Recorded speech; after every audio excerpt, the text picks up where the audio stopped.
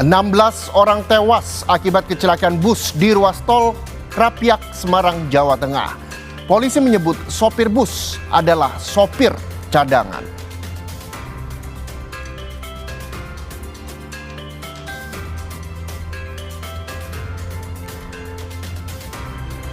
Banyaknya sampah berserakan di beberapa titik menjadikan kota Tangerang Selatan darurat sampah. Menteri Lingkungan Hidup Hanif Faisal Nurofik menyebut bahwa ancaman penjara minimal 4 tahun mengintai wali kota Tangsel jika gagal menanganinya.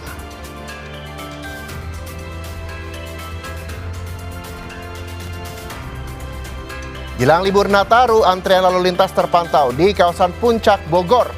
Diperkirakan 2.500 kendaraan memasuki kawasan wisata Puncak.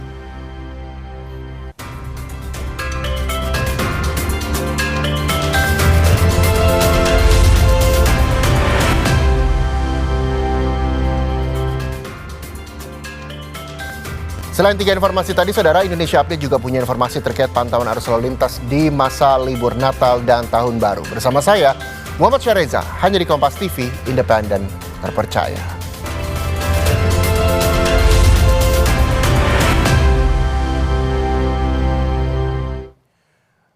Minibus menabrak sejumlah sepeda motor serta pedagang kaki lima dan minimarket di Karawang, Jawa Barat.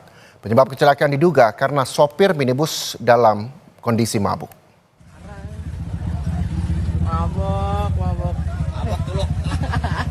Tiga sepeda motor rusak dan sejumlah lapak pedagang hancur akibat ditabrak minibus di depan minimarket di kawasan Galumas, Kota Karawang. Sementara itu kondisi minibus hancur di bagian depan. Diduga sopir minibus panik karena dikejar massa setelah sebelumnya menabrak pengendara motor dan kehilangan kendali hingga menabrak minimarket. Saat kejadian, 2 orang yang berada di dalam mobil, salah satunya sopir yang diduga mengendari dalam kondisi mabuk, langsung dibawa ke Polres Karawang. Akibat kejadian ini, 3 orang alami luka-luka, salah satunya anggota TNI mengalami luka serius, patah tulang kaki dan dibawa ke RSUD Karawang.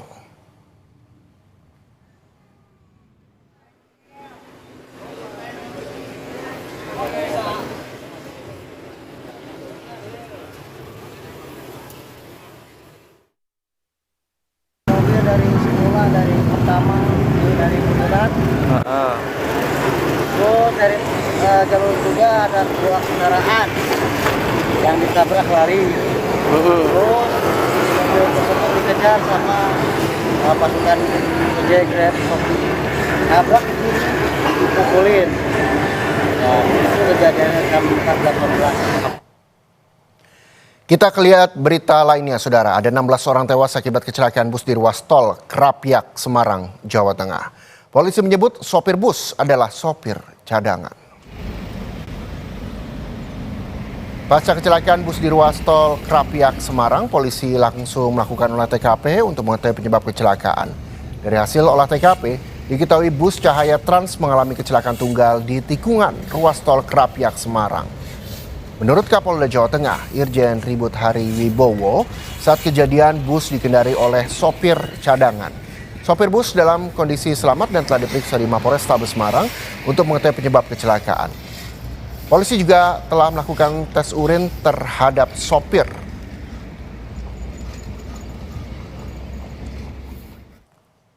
Dilakukan penyelidikan, dugaan awal adalah laka tunggal. Nanti terhadap driver, sopirnya juga sedang kita tes untuk urin. Kita tes apakah yang bersangkutan menggunakan narkoba atau kandungan zat yang dilarang lainnya. Kalau ini kondisi sopir gimana, Bapak? Sopir selamat dan diamankan di Polrestabes Semarang.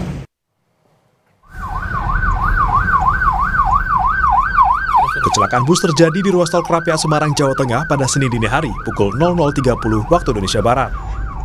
Titik kecelakaan berada di tikungan Simpang Susun tol Krapyak. Tim SAR gabungan mengevakuasi 34 orang. 18 orang selamat mengalami luka-luka dan 16 orang meninggal dunia. Bus yang berangkat dari Jakarta dengan tujuan Yogyakarta ini diduga dengan kecepatan tinggi menabrak pembatas jalan di tikungan jalur penghubung eksit tol Krapyak, Semarang. Bis tersebut dari arah Jakarta dengan tujuan Yogyakarta, sampainya di tikungan Simpang Susun tersebut dengan kecepatan cukup tinggi, maka bis tersebut menabrak pembatas jalan sehingga mengakibatkan bis tersebut terbalik. Dari total 16 korban tewas akibat kecelakaan bus, 15 korban berada di kamar jenazah RSUP Dr. Karyadi. Tim medis Rumah Sakit Karyadi Semarang, Jawa Tengah melakukan visum dan identifikasi korban. Sementara itu, 10 korban laka bus Cahaya Trans dirujuk ke Rumah Sakit Umum Daerah Dr. Adyatama, Semarang. Dari 10 korban yang dirawat, 1 orang tanpa identitas berjenis kelamin perempuan meninggal dunia usai menjalani perawatan pada bagian kepala. Salah satu korban luka mengaku, sopir bus tidak mengurangi kecepatan saat melaju di jalan yang menurun dan menikung. Saat kejadian, ia terlempar keluar bus dan mengalami luka-luka terkena pecahan kaca. Perasaan saya itu pengusaha yang juga nggak tidur.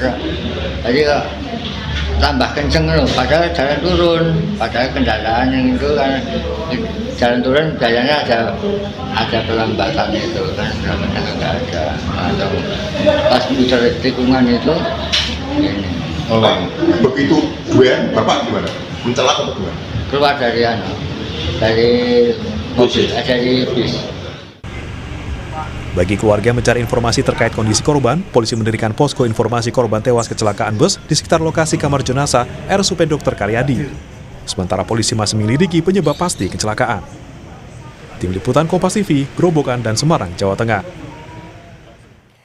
Kita lihat berita lain, Saudara. Angin kencang dan hujan deras yang menerjang jembatan Suramadu mengakibatkan tiang lampu penerangan jalan roboh menutup sebagian ruas jalur.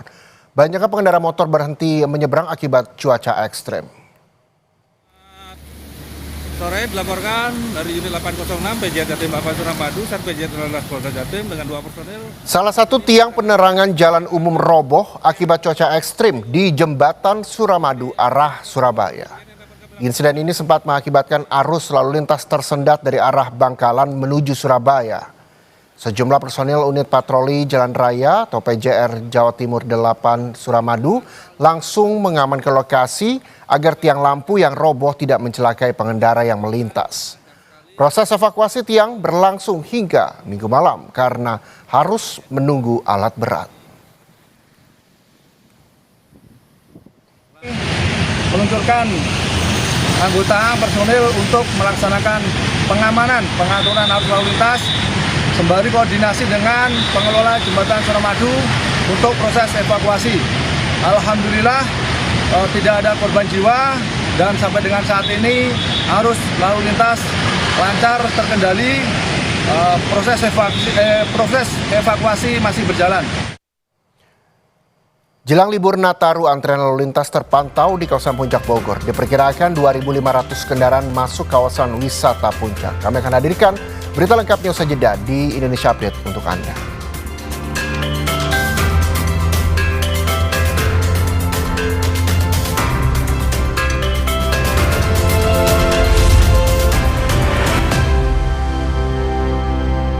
Orang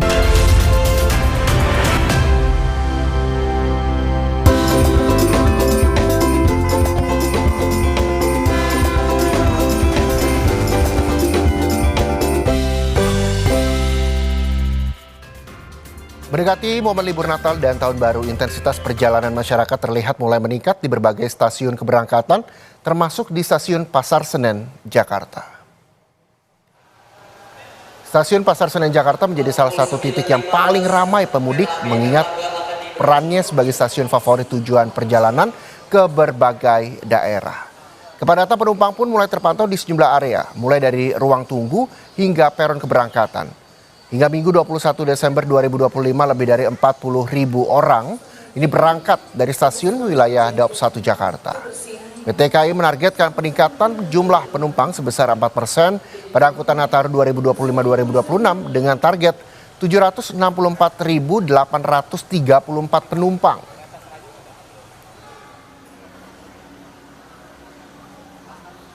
Jadi selain selama masa Nataru ini kita operasikan 16 keberangkatan kereta api tambahan.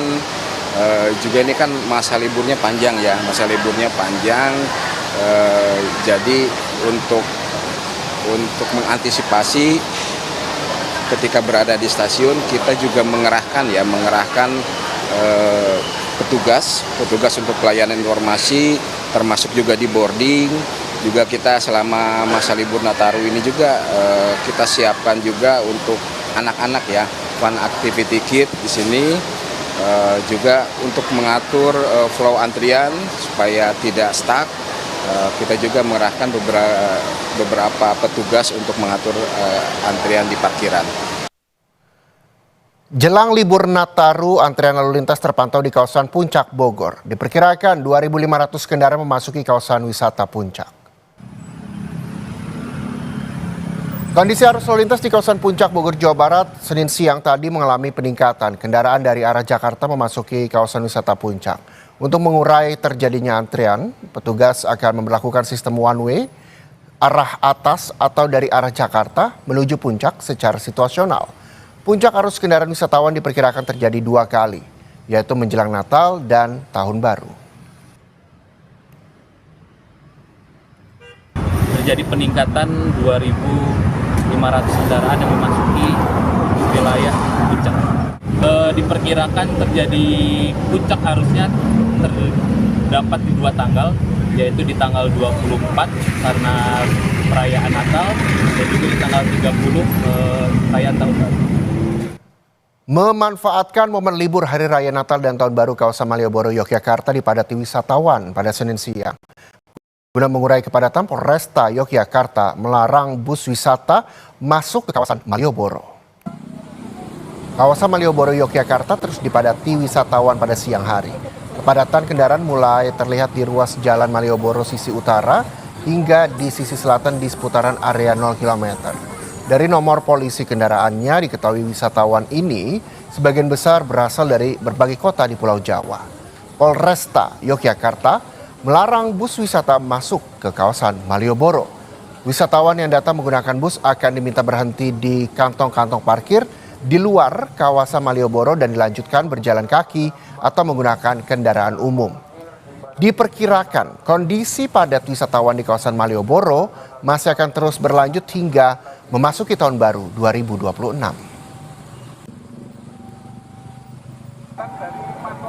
Pantauan kami di sini sudah mulai padat. Namun demikian untuk ring luar Kridosono, Kusuma Negara, Sudirman ataupun Urip Sumoharjo, Tugu yang ke utara, Tugu yang ke barat masih cukup lancar. Informasi terkini kita bergabung dengan jurnalis Kompas TV Michael Aryawan di Malioboro, Yogyakarta. Selamat sore Mika, bagaimana lonjakan wisatawan jelang Natal dan Tahun Baru sore hari ini di Yogyakarta? Ya, terima kasih Reza, selamat sore. Saudara, saat ini kondisi Malioboro menjelang sore seperti biasanya saat liburan selalu mulai dipadati oleh kendaraan yang masuk. Kendaraan yang masuk ini dari sisi utara kami lihat tadi sudah mengular hingga ke depan Mall Malioboro dan berlanjut hingga ke kawasan 0 km. Nah, tetapi memang belum terlalu padatan pada saat kami melaporkan ini karena diperkirakan nanti puncaknya akan terjadi pada malam hari. Nah, biasanya kalau malam hari Malioboro memberlakukan jam malam yaitu pada pukul 18.00 hingga 21.00 akan ditutup. Namun di masa libur Natal dan Tahun Baru saat ini ada pengecualian, tidak ada penutupan kawasan Malioboro. Demikian yang ditegaskan oleh kepolisian dari Resort Kota Yogyakarta. Dan tadi kami juga sempat berbincang-bincang dengan Kasat Lantas, hal itu tersebut dibenarkan dan karena untuk mengurai kepadatan yang terjadi di sisi luar kawasan Malioboro. Demikian, Reza. Iya, Mika. Kalau biasanya pada pukul 18 hingga 21 Malioboro ini ditutup untuk kendaraan umum dan diberlakukan untuk masyarakat yang menikmati malam di Malioboro. Saat libur Nataru ini justru dibuka. Apakah ini juga tidak membuat jalan di kawasan Malioboro ini semakin padat baik itu dengan kendaraan maupun dengan wisatawan yang berkunjung? Seperti apa nantinya? Ya, tentu saja Reza. Dengan dibukanya kawasan Malioboro pada pukul 18 hingga 21, kepadatan kendaraan, kemacetan pasti terjadi.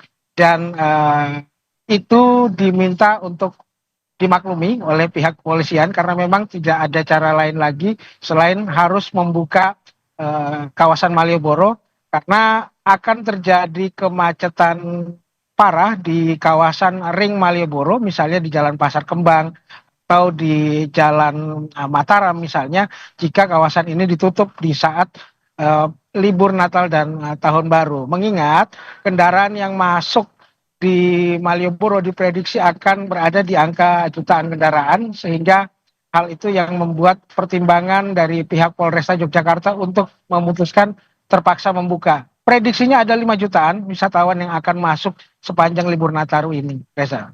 Ya, Mika, adakah informasi bisa Anda sampaikan kepada para wisatawan yang mungkin saat ini juga baru tiba di Yogyakarta atau akan menuju ke Yogyakarta, wilayah-wilayah mana saja yang bisa menjadi referensi untuk liburan mereka, karena supaya tidak terjadi atau penumpukan di satu titik seperti Malioboro misalnya? Ya, benar, Reza, di Yogyakarta tidak hanya Malioboro tentunya ya. Malioboro itu adalah wisata yang sangat favorit di malam hari atau di pagi hari. Tetapi di luar jam-jam itu, para wisatawan bisa berkunjung ke wilayah utara di Sleman misalnya. Di kawasan Merapi, di objek wisata Kaliurang ada banyak museum yang baru dibuka dan itu menawarkan objek wisata yang bagus, yang menarik dan baik untuk dikunjungi, baik secara perseorangan ataupun keluarga. Nah, kemudian bergeser ke selatan. Di selatan, di kawasan pantai misalnya di daerah Gunung Kidul, di daerah Bantul, banyak objek wisata baru yang dibuka dan tentunya menjadi hal baru bagi mereka yang sudah sering ke Jogja untuk memvariasikan liburannya di Yogyakarta, Reza. Baik, terima kasih jurnalis Kompas TV Michael Aryawan melaporkan langsung dari kawasan Malioboro, Yogyakarta. Artinya masih banyak sekali lokasi-lokasi yang patut dikunjungi untuk mengurai kepadatan wisatawan saat libur Nataru nanti. Terima kasih jurnalis Kompas TV. Dan saudara, usai jeda, Indonesia Update masih akan kembali dengan informasi soal banyaknya sampah berserakan di beberapa titik menjadikan kota Tangerang Selatan darurat sampah.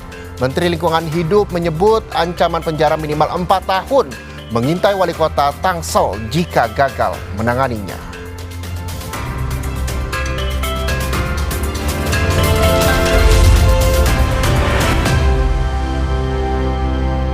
Orang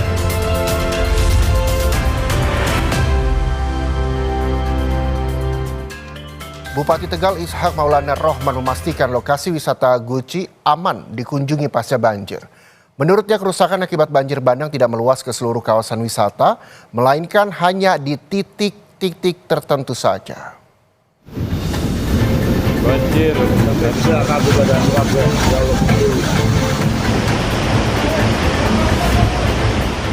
pasca banjir menerjang kawasan Guci Tegal, Jawa Tengah, sejumlah perbaikan terus dilakukan.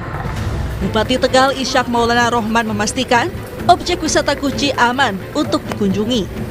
Ia menyebut dampak banjir terjadi pada bantaran Sungai Gung dan 2 titik kolam pemandian air panas.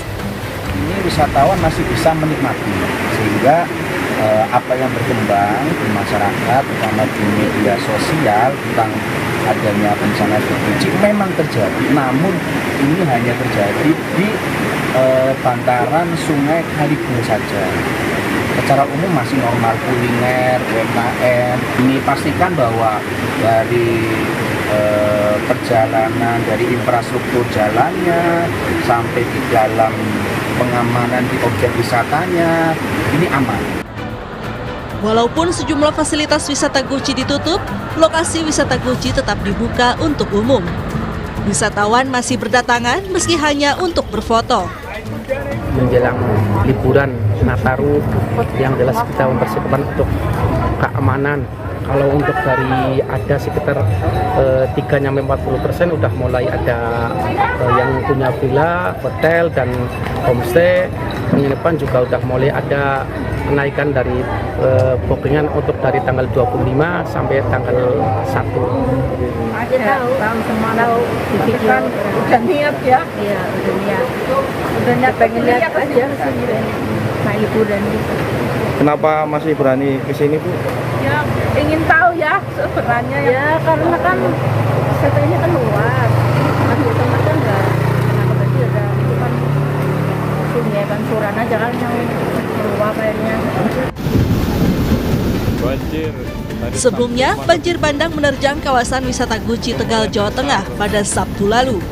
Air bah yang membawa kayu dan batu ini menghancurkan sejumlah fasilitas di kawasan wisata tersebut. Tak ada korban jiwa akibat banjir ini. Pengelola objek wisata Guci meminta wisatawan mengutamakan keselamatan, memerhatikan kondisi cuaca, serta arahan petugas saat di lokasi. Yuli Hardianto, Kompas TV Tegal, Jawa Tengah.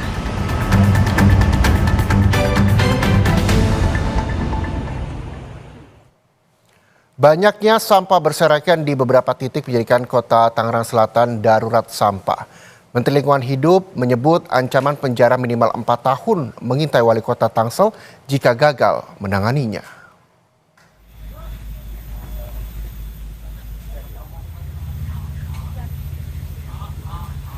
Tak ada aktivitas yang berarti di TPA Cipecang di Serpong, Tangerang Selatan, Banten pada Senin siang, bahkan akses masuk TPA dirantai. Kondisi ini menjadikan penanganan sampah di kota Tangerang Selatan dalam kondisi darurat sampah.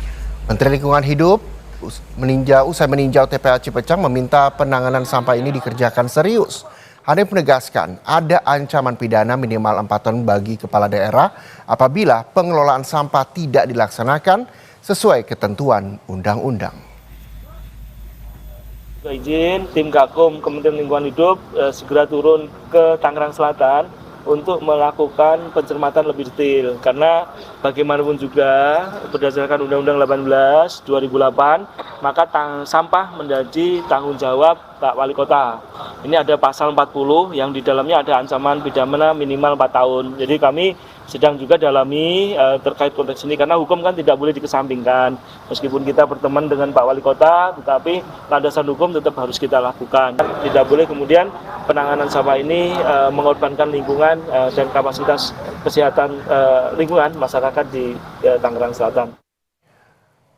Usai sudah Indonesia Update hari ini, saudara, saya Muhammad Syahriza pamit undur diri. Terima kasih. Sampai jumpa.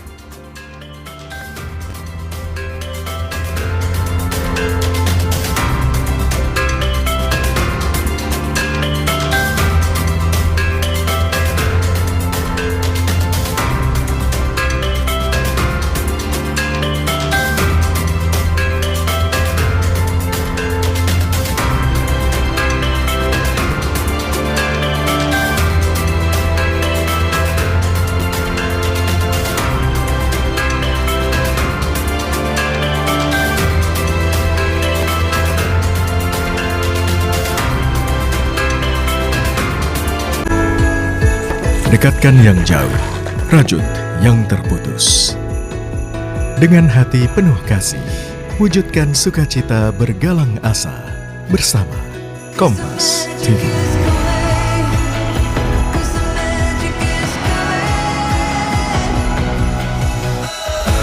Kasih, sukacita, dan asa Natal 2025.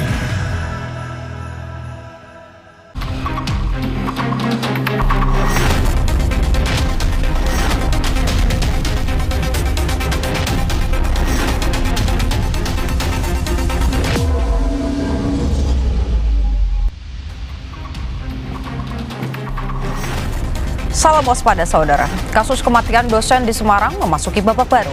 Usai dipecat dari Polri, polisi berpangkat AKBP